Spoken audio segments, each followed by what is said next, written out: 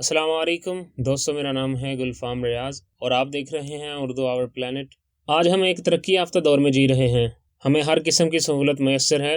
ہم اچھے مکانوں میں آرام سے رہتے ہیں۔ کئی اقسام کی گاڑیاں ہمارے لیے موجود ہیں جس سے ہم مہینوں کے سفر چند گھنٹوں میں طے کر لیتے ہیں۔ دور دراز کی خبریں میڈیا ہم تک پہنچا دیتا ہے۔ علم کے حصول کے لیے مہینوں کا سفر طے نہیں کرنا پڑتا، کیونکہ یہ تعلیمی ادارے ہمارے شہر میں ہی موجود ہیں۔ ہمارا لباس اور رہن سہن پہلے سے کہیں زیادہ بہتر ہے۔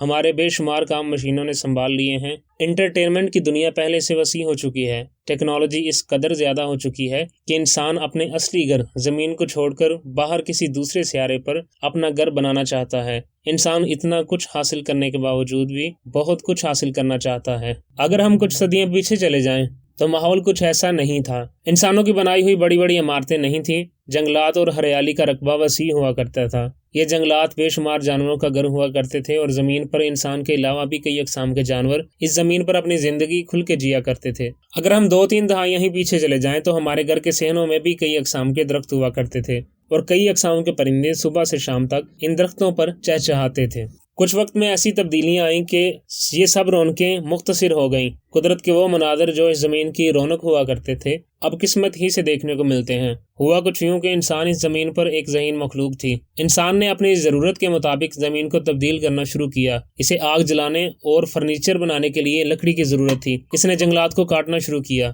اسے کام کرنے میں مشکل پیش ہوئی تو اس نے بہتر سے بہتر اوزار اور مشینوں کو بنانا شروع کیا۔ جب تجارت میں مشکل پیش آئی تو گاڑیوں کی طرف دھیان دیا۔ جب رستے ہموار نہیں ملے تو پہاڑوں کو توڑ کر بھی رستے بنائے۔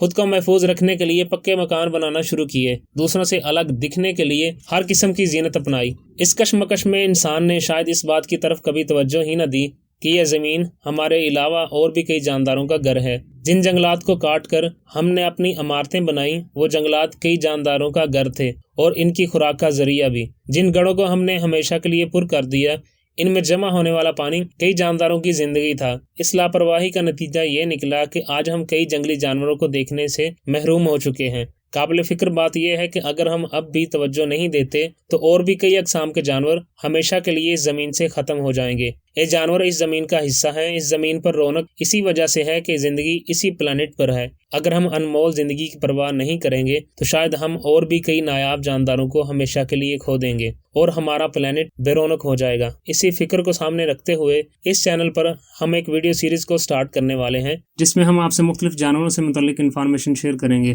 اس ویڈیو سیریز کو دیکھنے کے لیے ہمارا یوٹیوب چینل سبسکرائب کیجیے اور ہمارا فیس بک پیج اردو آور پلانٹ ضرور لائک کیجیے۔ انشاءاللہ اگلی ویڈیو میں انفارمیشن کے ساتھ ملاقات ہوگی۔ تب تک کے لیے اجازت دیجیے۔ اللہ حافظ۔